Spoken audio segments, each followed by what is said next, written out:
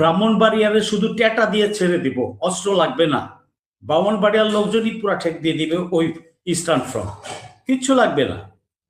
যারা বলে আরে ভারত এই সেই আকাশপথে যুদ্ধ, বোম্বিং দিয়ে কয়টাই করবে? গাজাকে আজ পর্যন্ত, গাজাকে অবস্থা খারাপ করছে, কিন্তু গাজার আন্দোলন কি দমায় রাখতে পারছে? ইরাককে ধ্বংস করে দিচ্ছে, সেই ইরাক কি মরে গেছিল? ইরাক কিন্তু আবার জেগে উঠছে। আমরা দুর্বল না, দুর্বল এবং বিপাকে আছে ভারত। ভারত তার অর্থনৈতিক দিক থেকে, আভ্যন্তরীণ চাপে, সব দিক থেকে সে বিরত আছে। এখন এই কারণে তারা মানে দিশাহারা হয়ে গেছে। এই যে ও থ্রেড দেয় লালমনিরহাটে, ওই দিকে বিভিন্ন দিকে ক্যান্টনমেন্ট বানাইছে, সব ভুয়া ভুয়া, ভাঙ্গারি ইকুইপমেন্ট, তাদের ভাঙ্গারি অস্ত্র শস্ত্র, এগুলোতে কোনো কাজ হবে না। ওরা ভীত, ওরা জানে যে ঢুকলে একটা তাজা ফেরত যেতে পারবে না। পদুয়া পরিবারের ঘটনা মরে গেছে। আরে ভাই, ওরা কি যুদ্ধ করবে? ভারতের সাথে সম্পর্ক আমার উন্নয়ন করতে হবে কেন? খারাপটা কে করেছে? খারাপ তো সে করেছে। গত 54 বছর সে চুষে নিয়ে গেছে সবকিছু। এই এক স্বাধীনতার যুদ্ধে হেল্প করেছে। আরে হেল্প তো বেটা তার স্বার্থে করেছে, সে পাকিস্তানকে 2 টুকরা করার জন্য, তার যুদ্ধের ফ্রন্ট কমানোর জন্য। সে তার সে বেনিফিটেড হয়েছে সবচেয়ে বেশি। সে বরঞ্চ উল্টা আমাদেরকে সর্বক্ষেত্রে ছাড় দেওয়া উচিত ছিল, সহযোগিতা করা উচিত ছিল, যেহেতু তাদেরকে আমরা উপকার করেছি। আমরা স্বাধীনতা পেয়েছি, এই জন্য আমরা সহযোগিতা করার জন্য ভারতের প্রতি আমরা কৃতজ্ঞ, ফাইন। কিন্তু তার চেয়েও বড় বেশি কৃতজ্ঞ থাকা উচিত ছিল ভারতের আমাদের প্রতি। কারণ তার বড় মাথা ব্যথাটা কমায় দিছি, এবং সে 2 পাকিস্তানের মাঝখানে পেটের মধ্যে ছিল, সেখান থেকে সে মুক্তি পেয়েছে। সেই জন্য তার সারা জীবন কৃতজ্ঞ থাকা উচিত উল্টা আমাদের প্রতি। তা না, সে আমাদের অঙ্গরাজ্য বানাই রাখছিল 54 বছর ধরে। শুধু ফিজিক্যালি টেক ওভার করে নাই, বাট ফিজিক্যালি এত পয়সা খরচ করে টেক ওভার। আরে আপনি যদি বিয়া না কইরা কাউকে রক্ষিতা হিসেবে পান তো লাভ, তো কেন বিয়ে করবেন? এত মেনটেনেন্স কস্ট দিবেন। তো সেটাই তারা করেছে গত 54 বছর। এই জাতির স্বাধীনতা হরণ করেছে। আমরা স্বাধীন ছিলাম না, আমরা পাকিস্তান থেকে সেপারেট হয়েছি মাত্র। কিন্তু আমাদের একটা মানচিত্র ছিল, একটা পাসপোর্ট ছিল।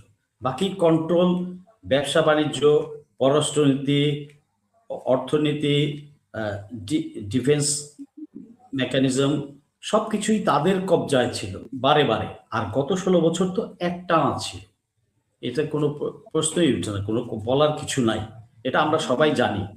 জানে না শুধু হারামখোররা, মির্জাফররা, বাকি আমরা সবাই জানি, আর তাবেদাররা, দালালরা জানে। রাইট? তো এটা ভারতের উচিত আমাদের সাথে কিভাবে সম্পর্ক ভালো করবে, সেটা তার মাথা ব্যথা, আমার মাথা ব্যথা না, আমার কোনো মাথা ব্যথা না। এই যে দেখেন, গরু আসে না আজকে, গরু ছাড়া বাংলাদেশ গরুতে স্বাবলম্বী হয়ে গেছে, গরু উৎপাদনে। পেঁয়াজ, আলু, চিনি, এগুলো ছাড়া গত 1.5 বছর আমরা চললাম না। কই বাঙালি কেউ মরে গেছে? আমরা বিকল্প খুঁজে দেব। বিকল্প খোঁজা উচিত ছিল আরো অনেক আগেই। হাসিনা সেবা দাসীকে দিয়ে পুরাটাই সবকিছুই দিয়ে দিছে সে। অর্থনীতি বলেন, সকল কিছু, ইনফ্যাক্ট ডিসকাশন লম্বা হয়ে যাবে এত কিছু বলতে গেলে। তো যেই কারণে সে আমাদেরকে তাদের উপর সবকিছুতে নির্ভরশীল করে ফেলেছিল। তো কই আমরা এই যে জুলাই উত্তর পরিবেশে আমরা তো পেঁয়াজ, আলু এসব থেকে দূরে সেরেছি, আরো অন্যান্য দ্রব্যাদি ইম্পোর্ট কমিয়ে দিয়েছে। কই আমরা ভালো আছি না? অনেক ভালো আছি, বরঞ্চ আগের চেয়ে ভালো আছি। তারা ভেবেছিল আমরা পেঁয়াজ না পেলে, আলু না পেলে মরে যাব। কই উল্টা তাদের চাষিরা মরতেছে, তাদের ইকোনমি ডাউন হয়ে গেছে, তার হোটেল, তার ক্লিনিক, তার মেডিকেল সবকিছু ডাউন হয়ে গেছে, তার মার্কেট, কাপড় চোপড়, অন্যান্য জিনিস সবকিছুতেই ডাউন খেয়েছে। এবং আন্তর্জাতিক পর্যায়েও সে একঘরে হয়ে গেছে ভারত অন্যান্য দেশের সাথে, বিকজ তার অ্যাটিচিউডের কারণে। সে যেই জায়গায় যায়, যেই দেশেই তার ভারতীয়রা যায়, দখল চায়, ওই জায়গার সবকিছু হরণ করতে চায়। কানাডাতে হয়েছে না? আমেরিকাতে ধরা পড়েছে না ওদের আরেকজনকে শিখকে মারতে গিয়ে? কানাডা তো মেরেছে। পুরো বিশ্বের সাথে তাদের সম্পর্ক খারাপ, এটা আমাদের দেশের মানুষকে বুঝতে হবে। যারা দালালি করেন ওই পারের, এবং যারা আওয়ামী লীগ করতেন, তাদের সবাইকে বলবো, আপনারা আমার দেশেরই মানুষ, আমারই ভাই। তারা একটু বোঝার চেষ্টা করুন। হাসিনা সেবা দাসীর পা চাটবেন না, শুধু বোঝার চেষ্টা করুন যে ভারতের কি অবস্থা। আমরা বেঁচে আছি ভারতকে ছাড়াই, খুবই সম্ভব। এখন আমাদের কেন তাদের উপর নির্ভরশীল ছিলাম? কারণ আমাদের পররাষ্ট্রনীতি ছিল নতজানু, আর রাজনৈতিক নেতা নেতৃত্বের সিদ্ধান্ত নেওয়ার অ্যাবিলিটি ছিল খুব দুর্বল। তারা ছিল মেরুদণ্ডহীন। তারা জনগণের শক্তির উপর নির্ভর করেনি। তারা কিভাবে কম্পিটিশন দিয়ে কার আগে কিভাবে ভারতকে খুশি করবে সেই ধান্দায় ছিল। তাদের মন মানসিকতা এত ছোট এবং তারা এত কাওয়ার্ড, ভীতু, যে মনে করতো ভারত না জানি কত মহান। অথচ মহান আমরা, শক্তিশালী আমরা, 18 কোটি লোকের এক দেশ, এক জাতি, ইউনাইটেড আমরা। দেখেন এই যে আমরা ইউনাইটেড জুলাইয়ের পরে, আবার হাদিকে হত্যা করলো ভারতীয় প্ররোচনায়, পুরো জাতি ইউনাইটেড। শুধু ইউনাইটেড না, ইভেন শিখরাও বিভিন্ন দেশে, 5টা দেশে হাদির হত্যার বিরুদ্ধে তারা তাদের এমবেসিতে তারা প্রতিবাদ জানিয়েছে। পুরা বিশ্ব, ইউরোপিয়ান ইউনিয়ন, ওয়েস্টার্ন ওয়ার্ল্ড, ইউএসএও তারা অফিসিয়ালি তাদেরকে করেছে, জাতিসংঘ করেছে।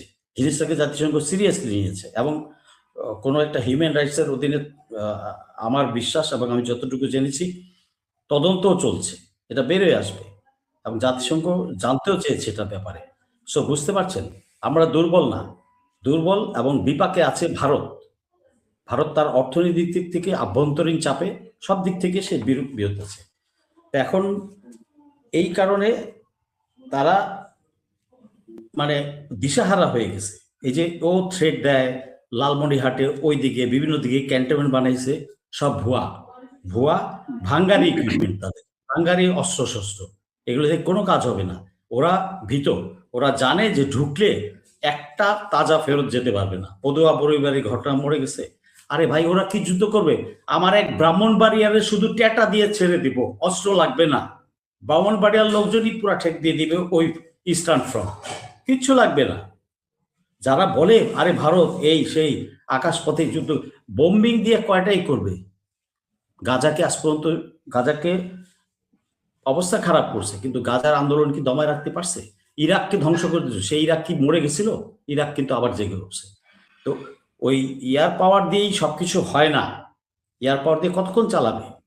এটা সম্ভব না। ও দিক থেকে সে এয়ার পাওয়ার চালাবে, এদিক থেকে বাংলাদেশ থেকে লোক ঢুকে যাবে ওটা। শুধু বেশি না, বেশি না, আমরা 1 লক্ষ লোককে যদি রাইফেল, আমার সৈনিকও যাওয়া দরকার নাই, 1 লক্ষ লোককে, জনগণকে অস্ত্র দিয়ে 1 লক্ষ লাগবে না, 30,000 জনগণকে রাইফেল দিয়ে দেবো, অ্যামুনিশন দিয়ে দেবো, ওরা ঢুকে যাবে, ওদের দেশে ঢুকে যাবে। ও কি যুদ্ধ করবে এয়ার পাওয়ার দিয়ে? ও যতক্ষণে এখানে 2-4টা বোম্বিং করবে, ততক্ষণে ওর 2-4টা জেলা আমাদের আওতায় চলে আসবে। আর যারা বলে ভয় পায়, ওরা এই দেশে থাকার দরকার নেই, get out of this country. যারা বলে ভারত এই সেই আক্রমণ করবে, আমাদের কি হবে, ভুয়া, 100% ভুয়া। এবং এরা মেরুদণ্ডহীন, এরা তাবেদার, এরা চামচা। ওই লোকগুলাই বলে যারা সেবাদাস ছিল, এখন কিছু করে খেতে পারছে না, তারা এটা বলে। আর মিডিয়া যে কি করে, এই যে প্রথম আলো, গংরা, গত 16 বছর এদের মুখ কোথায় ছিল? কি না করেছে 16? ওদেরকে যে আইনের আওতায় আনা হয় নাই, এই জন্যই তারা আবার নতুন করে মাথাচাড়া দিচ্ছে এবং একে সেকে জঙ্গি তকমা দেওয়ার চেষ্টা করছে। পুরানো ন্যারেটিভ, মাদ্রাসা ব্যাকগ্রাউন্ডের ছেলেদের আগুন লাগাইছে তো আওয়ামী লীগ এবং দুষ্ট চক্র, যারা এই পারে লেসপেন্সাররা আছে, যারা দুষ্টামি করতেছে, তাদের লোক। ওই হুজুরকে গিয়ে মাঝখান দিকে কেউ লাগাই দিছে। প্রথম আলোকে তো আইনের আওতায় আনা উচিত, কারণ তার ফায়ার সিস্টেম নাই কেন, ফায়ার অ্যাটেন্ড নাই কেন? তার তো ব্যবসা করে খাচ্ছে সে এত বছর যাবত, তার তো এটা থাকার কথা। আইন অনুযায়ী তার 6 বছর জেল হওয়ার কথা, আইন অনুযায়ী তার 6 বছর জেল হওয়ার কথা। প্রথম আলো এবং অন্যান্য গং যারা আছে, এদের লাইসেন্স বাতিল করতে হবে, কারণ এই জুলাই হত্যার জন্য তারা দায়ী।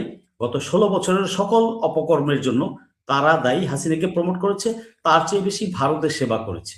ওই সকল মিডিয়াকে অবশ্যই আগামীর এই ইন্টারিম সরকার যদি না পারে, আগামী সরকার গঠন যে বা যারাই করবেন, বিএনপি করুক, আওয়ামী লীগ করুক, বা জয়েন্ট কোনো 2 দল 3 দল মিলে করুক, ওই সরকারের প্রতি দাবি থাকবে এই মিডিয়াগুলাকে, এই কালপ্রিট মিডিয়াগুলাকে আইনের আওতায় আনতে হবে। সংবাদপত্রের স্বাধীনতা মানে এই না আমি অন্য দেশের ইন্টারেস্ট প্রমোট করবো এখানে। এরা তো দেশের শত্রু। আমার স্বাধীনতাকে হরণ করার জন্য এরা ছিল তাই। আধিপত্যবাদ প্রতি এই দেশে বজায় রাখার জন্য এরা মূলত মিডিয়ারা ছিল দায়ী। এরাই জঙ্গি নাটক বানাইছে, প্রমোট করছে, গুম খুনের জন্য এরা দায়ী। অতএব এদেরকে আওতায় আনতে হবে।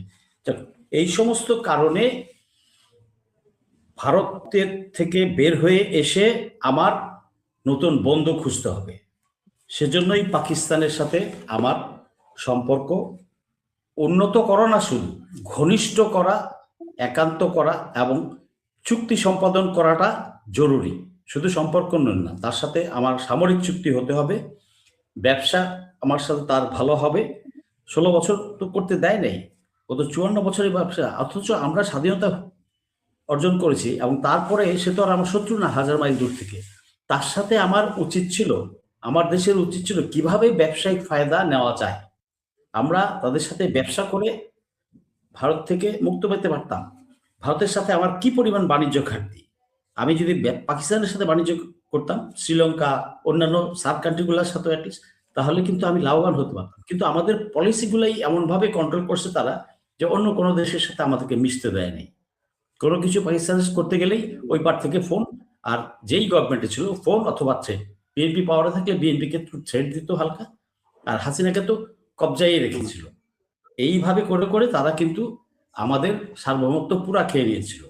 তো সঙ্গত কারণেই আমার ফরেন পলিসি আপাতমস্তক চেঞ্জ করতে হবে। নতুন ফরেন পলিসি চাই না, নতুন করে শক্তিশালী ফরেন পলিসি করতে হবে এবং সেই অনুযায়ী কূটনৈতিক সম্পর্ক সকল রাষ্ট্রের সাথে করতে হবে।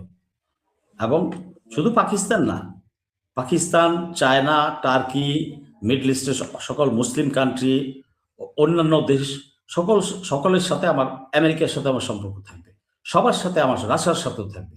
সবার সাথে সম্পর্ক রাখতে হবে যাতে আমার দেশ তাড়াতাড়ি উন্নত হয়, শিল্পায়িত হয় এবং অর্থনৈতিকভাবে আরো শক্তিশালী হয়।